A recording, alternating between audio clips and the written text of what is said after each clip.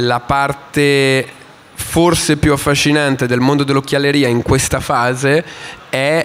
lo sviluppo dell'occhiale come accessorio anche tecnologico che può avere nei prossimi decenni e che oggettivamente sembrerebbe essere l'unico vero accessorio che in qualche maniera possa sostituire il telefono. Quindi questo lo rende un accessorio secondo me molto affascinante, soprattutto se pensiamo che oggi l'occhiale è un dispositivo medico nel 60-70% dei casi, ha una valenza moda e inoltre, come dicevo, sta iniziando ad avere anche tutto un apporto tecnologico che fino a un paio d'anni fa era assolutamente escluso. Un giorno la correzione visiva potenzialmente non sarà neanche più data dalla meccanica della lente, ma dalla digitalizzazione della lente, quindi non importa qual è la tua miopia, ma la tecnologia si adatterà facendoti vedere bene sullo schermo quello che tu non vedi